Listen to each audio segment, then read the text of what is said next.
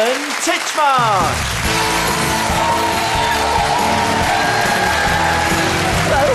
Come on. There we go. Come on. There we are. Good girl. Hello. Come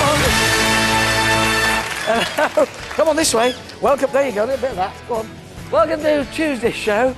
Let me introduce you to my new friend Scarlett, who is a pig. Look at me when I'm talking to you. With a very special talent. She's not a professional stunt ham. She can't drive pig-up trucks. She is not capable of pigging your pocket. But she can dance. Now, I know it sounds like hogwash, but it's true. We'll find out more and meet some other pets with talent a little bit later, I hope. Also tonight, with this mezzo-soprano superstar.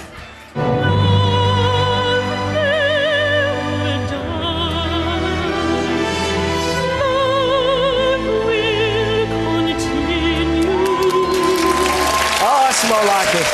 Award-winning singer Catherine Jenkins chats and performs the title song from Andrew Lloyd Webber's new musical Love Never Dies. And what do all these Hollywood A-listers have in common?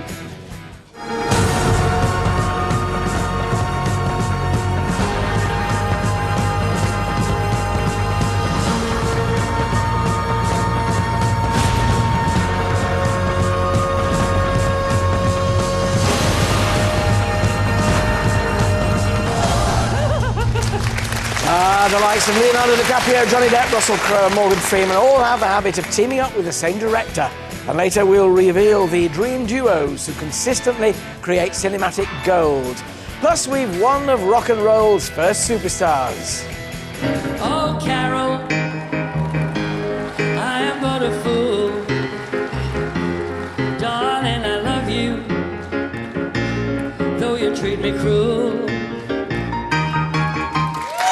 Pop icon Neil Sedaka discusses a new stage show all about his life. But now it's time to welcome my first guest, best-selling author Kathy Lett, Carol Malone and my Hollywood honey, Ashley Pearson. Welcome.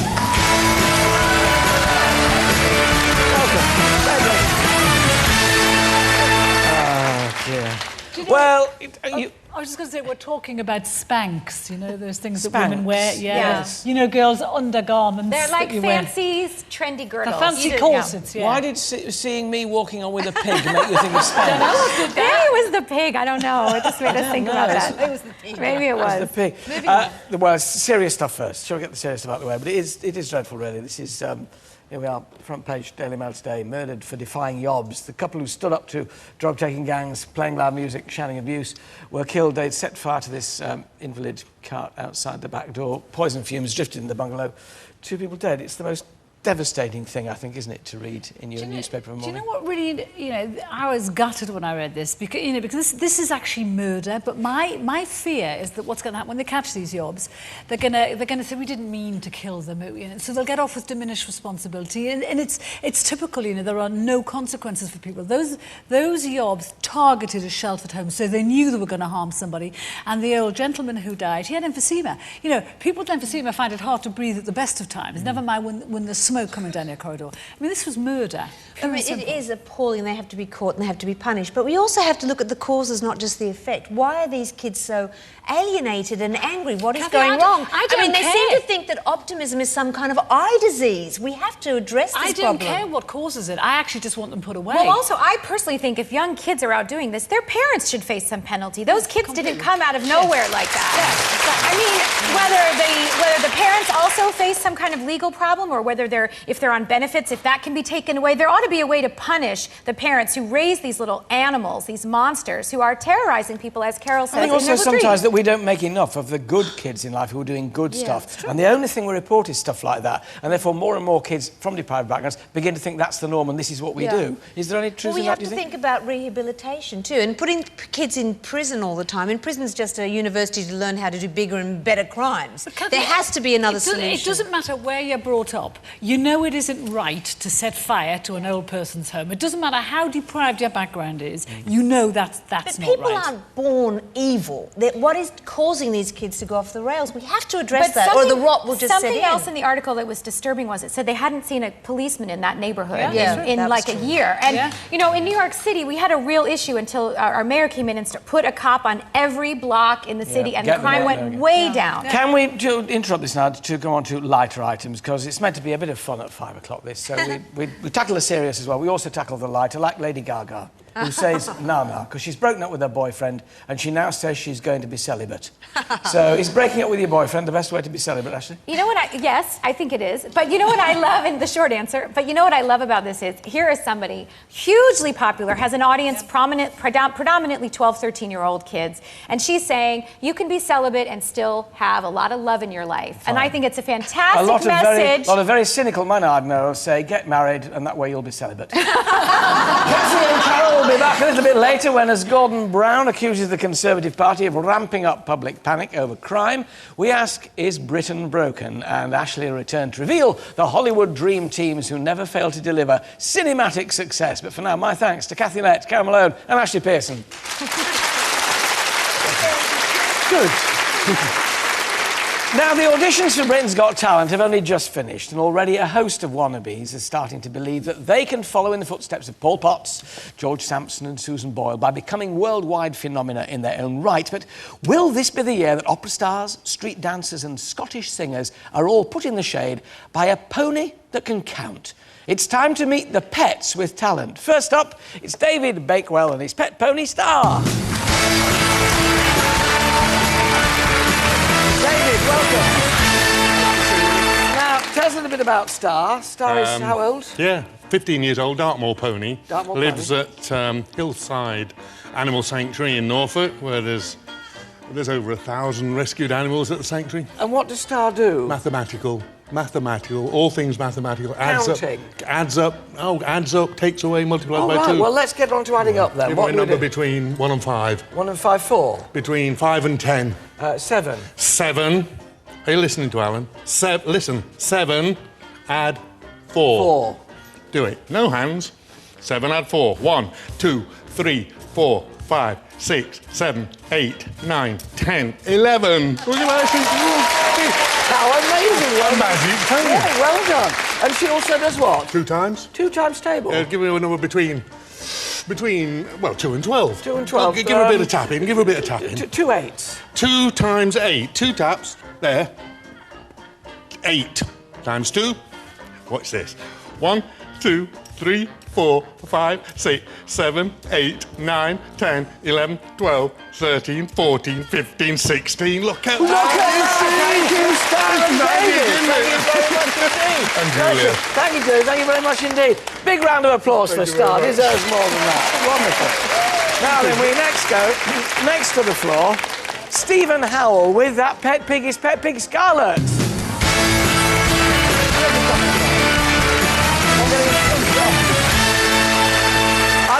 I think the pig's trying to get on the way the pony's going off. Here comes the pig. Here we go. There we go. Scarlett, nice to see you. That's Stephen, good to see you. This is Scarlett. What sort of pig is Scarlett? She's a mangaletta. Pardon? A mangaletta. Easy for you to say. A mangalette pig with a lovely, fluffy, furry... Now, what's her talent? What does she do? She can dance and do a few other things, slides and trampolines and things like that, yeah. Go on, let's see the pig dance. This I have to say. She do. Right.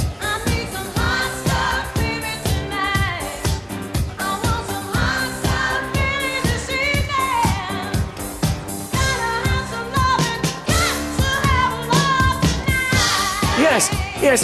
It looked to me like a more movement, really, rather than a dance. Is that it? Is that the sum of her talent? No, you should see her on a... she's just learnt to go down a 7-foot slide. A 7-foot slide? Slide and trampolines quite a lot. Wonderful. Well, that's very good to see. Ladies and gentlemen, Scarlett, the moving pig. Thank you. Now, our next...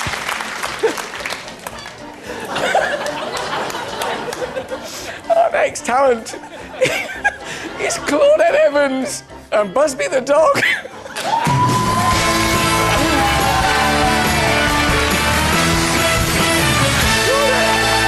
to see you. Hello. Lovely to see you. We just had a dancing pig-ish. What does the dog do? What does... Well, Busby, Busby. he went to training school and he learnt to fetch a ball and Yeah. stuff like that. And Yeah. he thought it'd be more interesting Yeah. to turn it into a little routine. Right, show us and your routine. Help Show us around what the he does. house. Help you around the house. Go on, Busby. Help your mum around the house. What Fetch you the gonna do? rubbish. Bring the rubbish. Good boy. Oh, you... Bring the Come on. rubbish. Oh, there's a pig. Busby, Come on. bring the rubbish. Take the rubbish. Good boy, Busby. Buzz. Come on. Pick the rubbish up. Good boy. Pick it up. Good boy. In Oh, the bin. well done. Oh, missed In the the bin. Pick But it only up. by an Good inch. boy, in the bin. Good boy. Oh, yes, Fetch the yes. mail. Fetch Right. the mail. Right. Good boy. What's that? Oh, the post. Wonderful. Phone. Yeah, phone. Phone. No, not Telephone. No. Busby, the phone. Phone. Phone. No, come on, you're being silly. Busby. Bring me my wine, we all need one. Bottle of wine. Yeah, for God's sake, bring give the us some wine, Bring the Busby. wine. Bring the wine, We Busby. need it. Bring it here.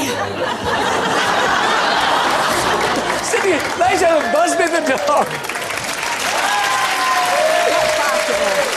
Well, we've now got tonight, finally, mercifully, Nico Barrett with her rabbit, baby Mama Jew.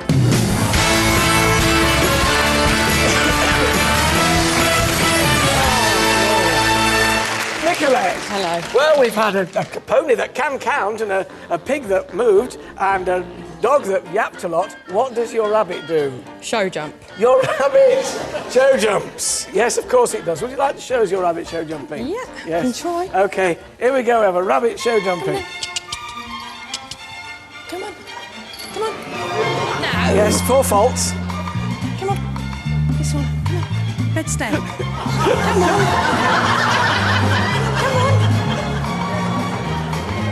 Let's try over the oval one. Come on. Come on. Come on. I think we just had a refusal there. Go on, you can do it, Mama Jew. You can do it. Hop over the last one. what's it? Just give us one jump. She Just says the no one. chance. Come on. Only one. Every other on. rabbit can jump. Why can't you? Just over that bit. Just over the... Look, I'll take the bloody thing.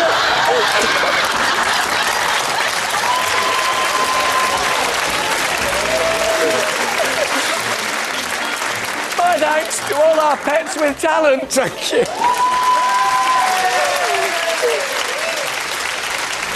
Still ahead this Tuesday tea time. Welsh singing sensation Catherine Jenkins chats and performs with any luck.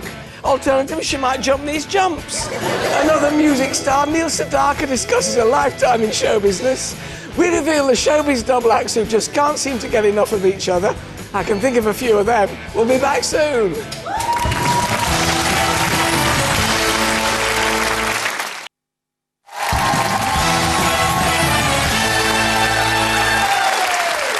Great to have you back with us this Tuesday tea time. Still ahead, Welsh singing sensation Catherine Jenkins chats and performs from Andrew Lloyd Webber's new musical Love Never Dies. And one of the 20th century's greatest pop icons, Neil Sedaka's here.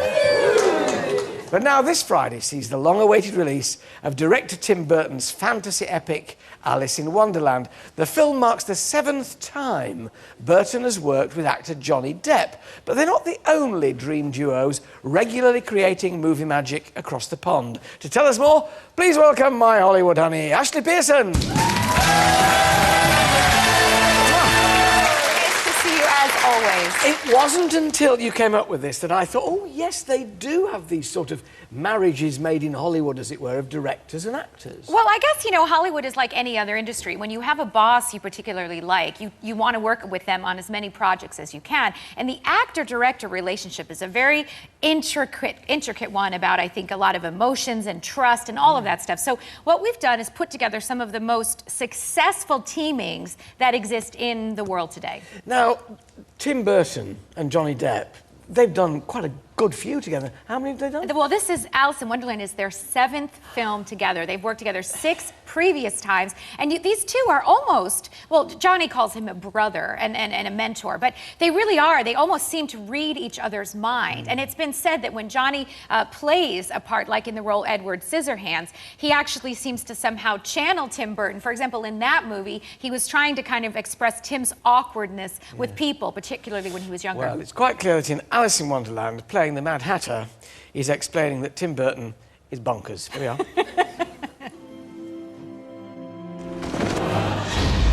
I need to pick there. This is impossible. Only if you believe it is.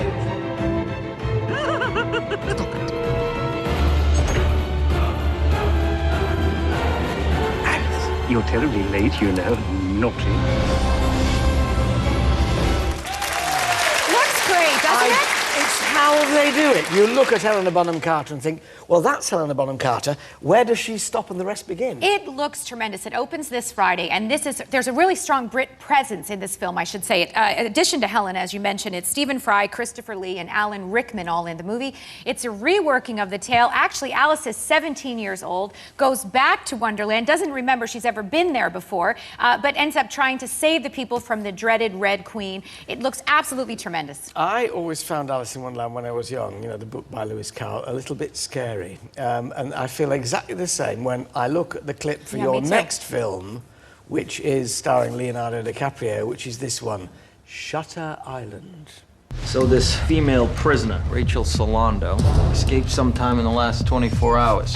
Is she considered dangerous? You could say that. Who is 67? There are a total of, 66 patients at this facility? That is correct, yes. It seems to me Rachel Solando is suggesting that you have a 67th patient, Doctor. You do understand that they can't let you leave. Pull yourself together, Teddy.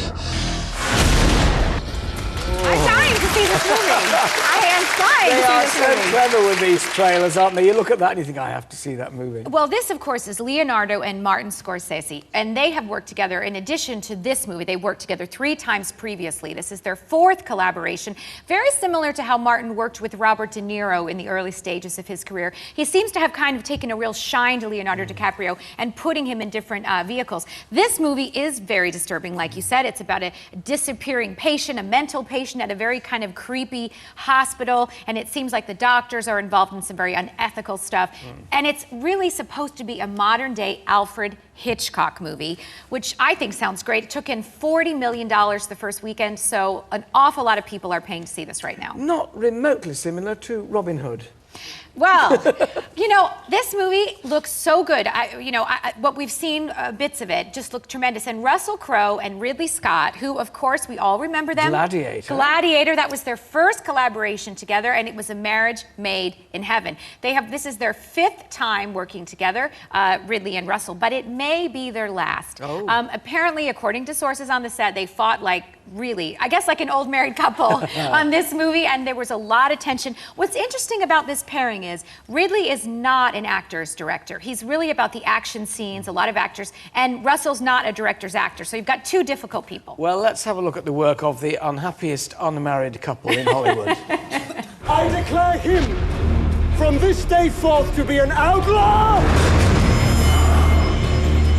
to be hunted all the days of his life. He is the only king we have, but not the only hope.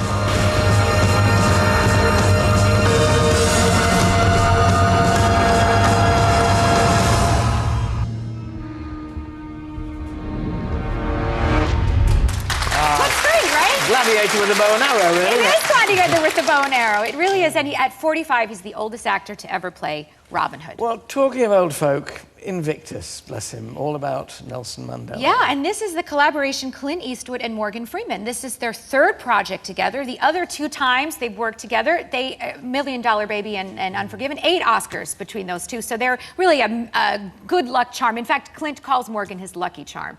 Of course, Morgan Freeman plays Nelson Mandela. It's set in South Africa, and it's the story of when South Africa won the 1995 Rugby World Championship and how it brought the country together. Yeah, well, Nelson Mandela said nobody could play him but Morgan Freeman, and when you see this, you'll see why. Today, President Mandela takes office in Pretoria, balancing black aspirations with white fears. All of the whites are cheering for South Africa. All of the blacks are cheering for England. I've been invited to tea. With who? The president. I think he wants us to win the World Cup. I am the captain of my soul. Looks good. Both Morgan Freeman and Matt Damon have been nominated for an Oscar, so at Sunday we'll see how they do. Fingers crossed for them all. My thanks to Ashley Pearson. Thank you. My next guest is an award-winning mezzo-soprano who sold more than 4 million albums, performed in front of the Queen and judged an absolutely incredible Friday night show called Pop Star to Opera Star. Now, though, she's the voice behind Andrew Lloyd Webber's new musical, Love Never Dies.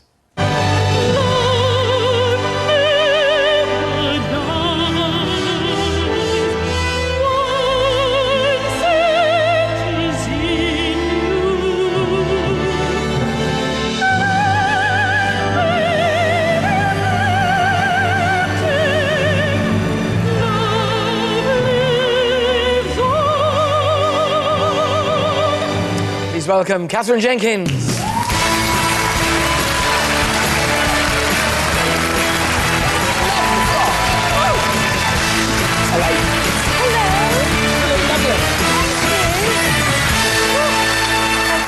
Love the fluffy bits. Thank Wonderful. you. Welcome. Good to see you. Well, it opens next week, Love Never Dies, in the West End at the Adelphi, the musical.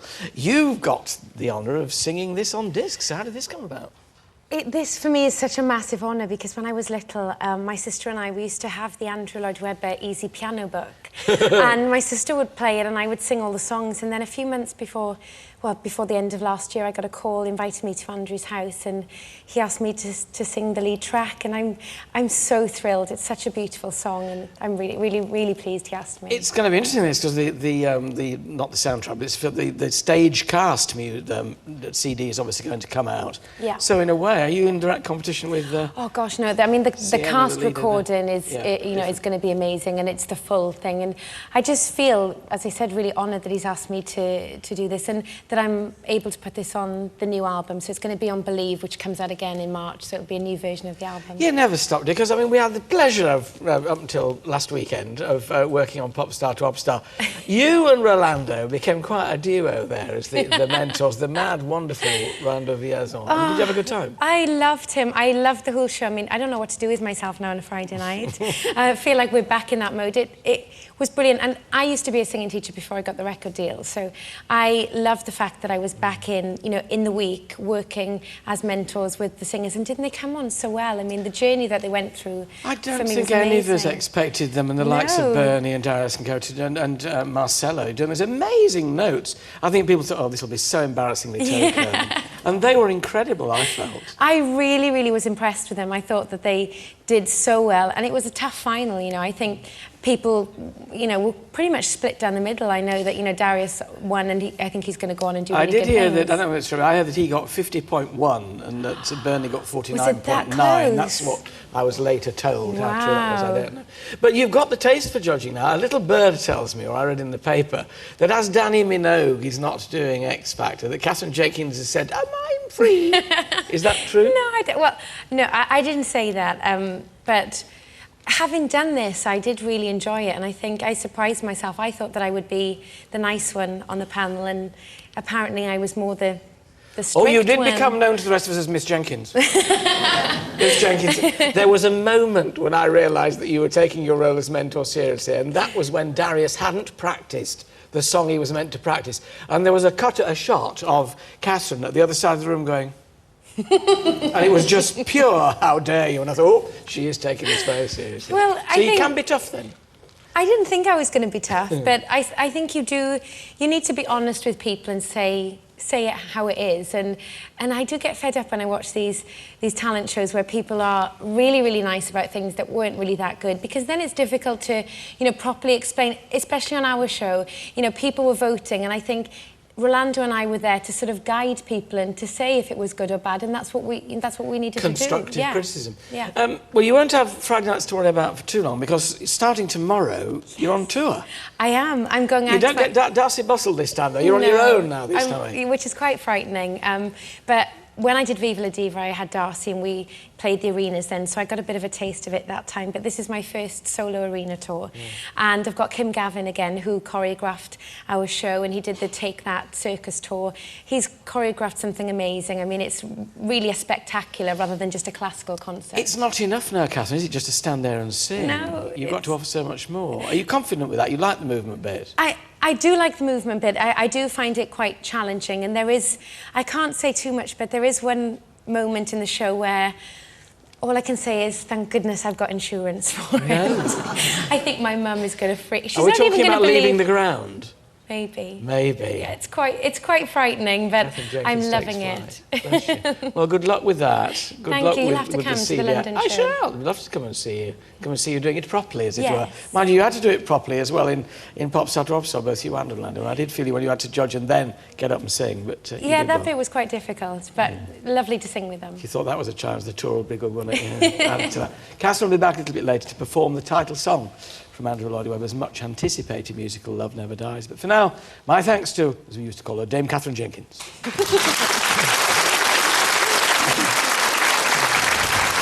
So the Come on Tuesday's AT show, pop legend Neil Sedaka joins me, and we ask, is Britain broken? Just limping a bit, I think. We'll be back soon.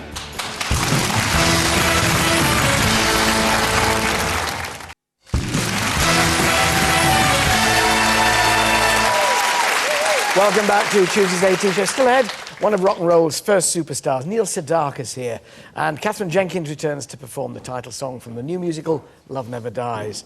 But now it appears that the Prime Minister has sparked a pre-election row on Law and Order after accusing the Conservative Party of ramping up public panic over crime. In a keynote speech, Gordon Brown seemed to accuse the Tories of cultivating a fear of crime by claiming our society is broken. Brown's speech comes after David Cameron called family breakdown rates, violent crime statistics and rising teenage pregnancy as proof that Britain was a broken society. But is Britain really broken? Is the government doing enough to ensure social stability? Is antisocial behaviour at an all-time high, as we heard at the top of the show? Here to discuss are Kathy Lett, Ken Livingston and Carol Malone. Carol, are we broken? I think we're as near as damaged. I think it makes me smile when I hear Labour accusing the Tories of ramping up fear. The Tories don't have to ramp up fear. We are quite frightened. I mean, let's not forget this is the government that has skewed our justice system so badly that victims now get put in jail for attacking people who break into their houses and try to kill them.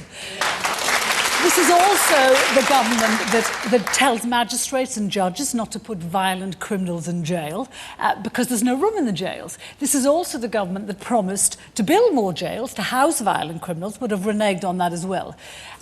The government that young people now fear no consequences for their crimes because this government gives them ASBOs and community service instead of punishment. So I think it's a bit of a joke. You know, we now have the highest teen pregnancies in Europe. Binge drinking is out of control because Labour extended to 24-hour drinking. Rape crime is up, knife crime is up. You know, we don't have to be frightened by the Tories. We're just frightened. Are we frightened or are we annoyed and irritated that nothing's being done about it? Yeah, I don't think Britain's broken at all. I think it's a very Eeyore attitude. You know, it's so pessimistic, and just creating more prisons is not the answer. I mean, Britain has more prisons than any country in Europe besides Turkey, and in Turkey they're probably political prisoners.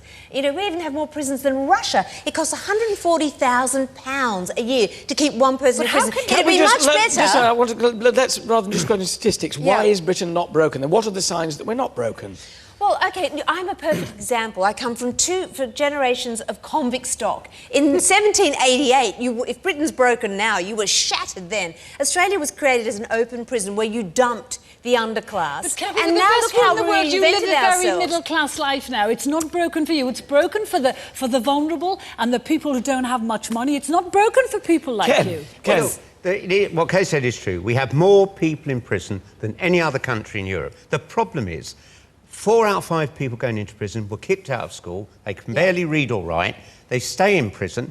And the duty, I would keep them in prison until they've been taught how to read and write, so they can get a job when they get out. Yeah. It's no good keeping them in prison for 5 or 10 years, banging them back out, and they've got no skills whatsoever. They go back into crime. Is it any good giving them ASBOs and community service officers because they laugh at that? But punishment is about retribution, it's about reform and rehabilitation. Yeah. But with the emphasis, it should be the emphasis on the latter, rehabilitation. Yeah. It seems to me that all too often it's on the former, retribution. Yes. Block them away. How does an ASBO do that? You know, community service, there are figures that exist that community services given to kids, it's not monitored, so they never have to go. Maybe if OK, Cal, you've asked the question. Let's get the answer to it, Ken. The simple fact is, yes, there are parts of Britain that are broken. There are communities that have been destroyed. It hasn't just happened under Blair. You can blame Blair for not sorting it. Ken, We've had 30 years of it. I grew up in a Britain where almost everybody had a job.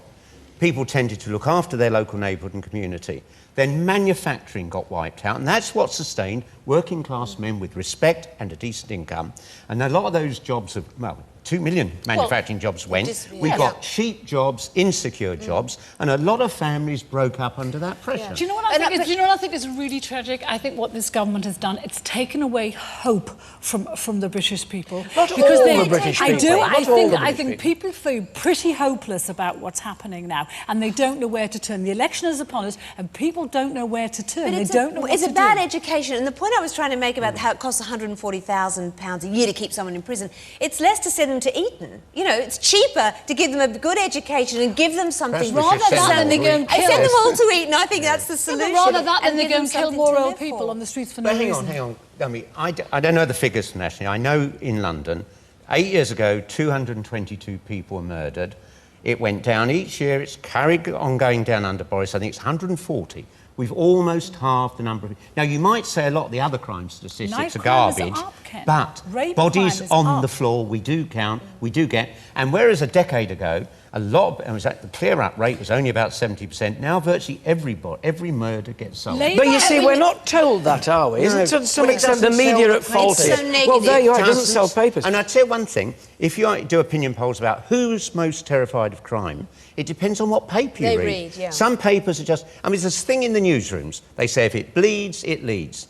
If you actually did nothing but read the popular press and watch, the popular TV, you wouldn't come out the house. They don't make up these crimes. They don't make up. But they can pick them out and isolate them from everything else. We talked about a story at the top of the show about elderly people being Yob's targeted. We didn't make that up. No, you didn't make it up, but by not showing all the other younger people who are actually helping older folk, you don't get the balance. We're talking about a news. This made the news. You can't say 2 old people have been killed. However, there are lots of you. We've got to report what's happening day by day. We still don't know who perpetrated that crime, by the way. But I do think we need to discuss. We do need to look at teenage pregnancy. That is a big issue, which we can all agree. Copulation equals population, and kids are getting sex education way too young, when they're too old at school. They need to get it when they're younger. They're getting the wrong kind. They're getting taught about technique. If you go to Holland, I mean, the chance of getting pregnant as a teenager is 1/6 here, but they teach kids about relationships, not just about doing it. Yeah.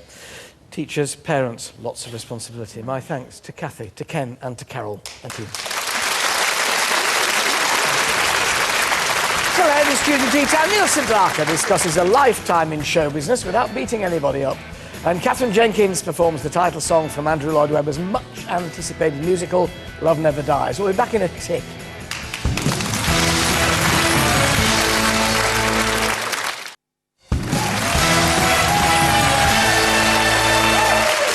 Welcome back to Tuesday's AT Show. Still to come, music icon Neil Sedaka's here, but now we saw her earlier and she's back to perform the title song from Andrew Lloyd Webber's new musical. With Love Never Dies, Catherine Jenkins.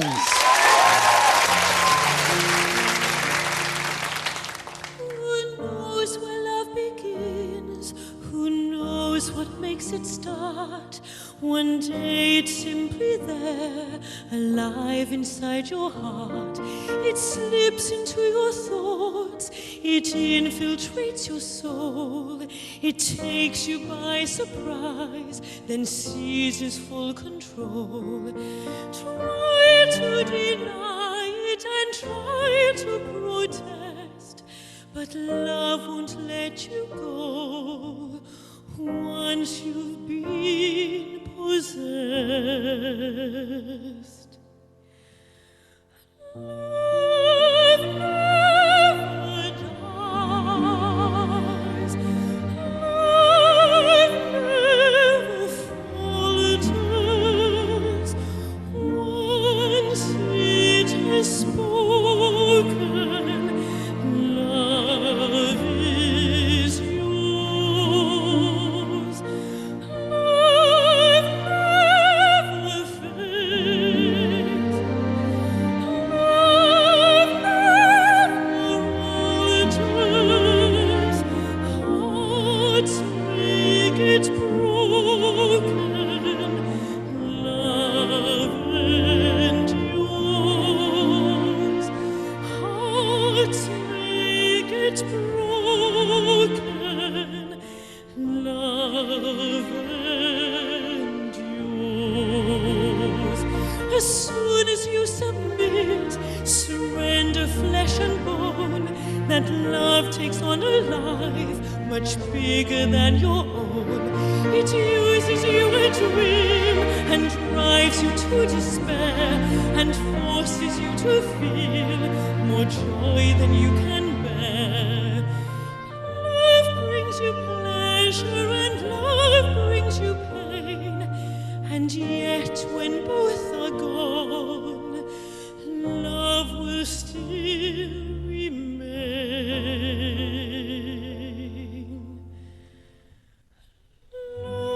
Love never dies. Love never falters. Once it has spoken, love is yours. Love never fades. Love never alters. Life may be fleeting.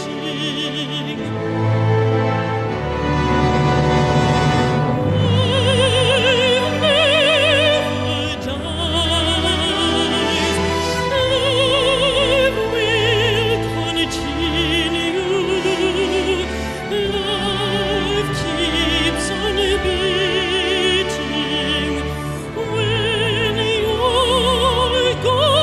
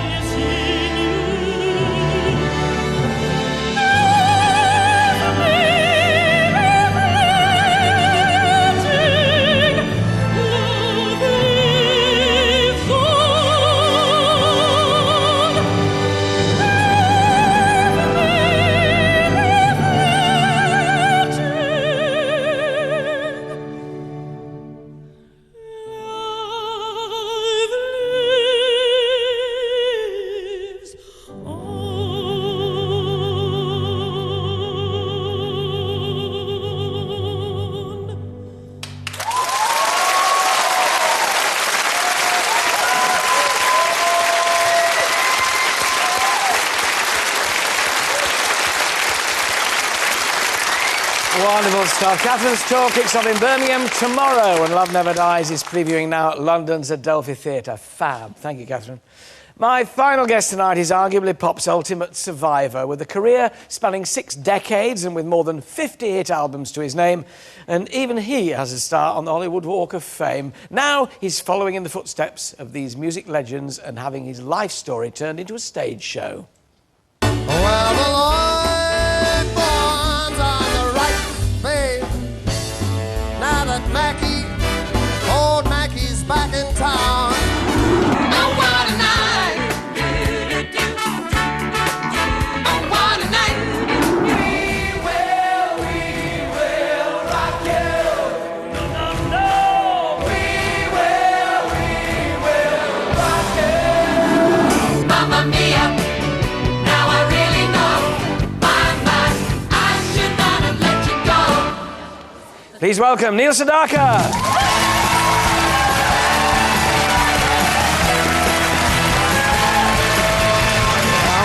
see you.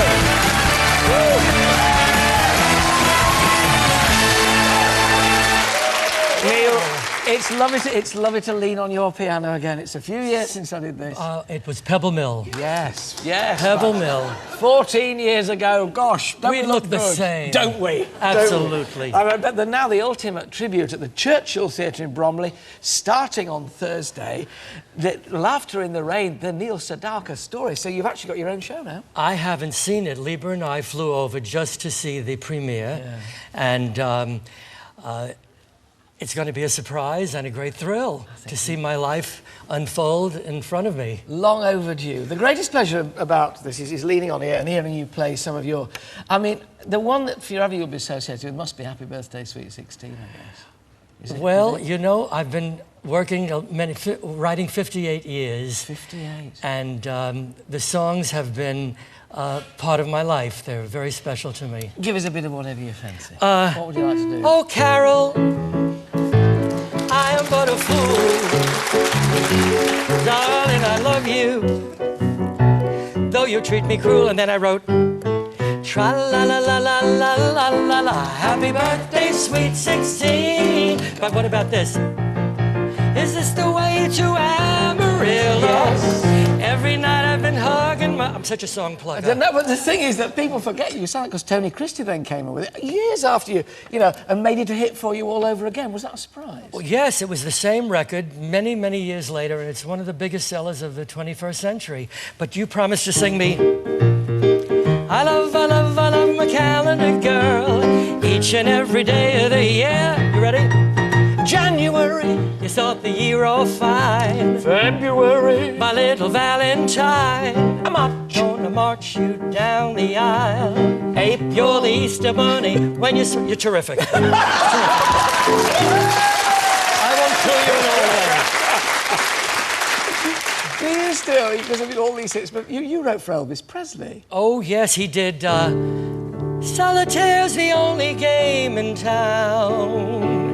And every road that takes him down. While life goes on around him everywhere, he's playing solitaire. Do you know, I think one of the greatest privileges in life is leaning on a piano when the person who actually composed the song sings it to you and you sort of go back to that moment where it must have come into your head. Well, you know how I write. I start with a tempo, like so, and then with my voice I improvise a melody. Da da da da da da da da da. That could catch on. Da, da, da. Will it make it? Do do da da. I hear laughter in the rain. It's harder than it looks. I couldn't do it. Are there some songs that you do get fed up of that you wrote? You think, Never, they're my children. They're like my children. Everyone lives and breathes like one of my children. I have two beautiful children, Dara and Mark, and three delicious grandchildren. So I am Papa Neil, and I have to put them through university. So how old are they? All of them, and the great-grandchildren as well. What are the two children doing now? Dara does commercials. She sings on radio and television, and Mark is a screenwriter. Gosh. And last year I had a very successful children's album that my grandchildren inspired, called Waking Up Is Hard to Do, where I changed the words to my old songs. So we have lunch will keep us together. And we have where the toys are. But it was a very, very wonderful thing, and the 4-year-old girls sang the background vocal. It must be as intimidating writing for grandchildren, I guess, as writing for great stars. I mean, when you're writing for somebody like Sinatra, does it make the writing harder? Do you feel under greater pressure when you're writing for big stars? Well, actually, Alan, I never wrote for anyone. I did the first recording, and people were covering the record. Oh, well, that's great, because then it means you don't get that kind of pressure that you would otherwise have had if they said, right, Neil, I want you to write That's right, that's right. I've been very fortunate. But I have no idea what we're going to see, but Bill Kenwright is pretty good at directing and producing, and this is going to be a great treat to see. What have been the high spots in your life? If you had to pick a moment out that you would say that was just something I'll never forget. I want to be that. I think meeting Howard Greenfield when I was 13 years old. He was a great poet, and I was studying.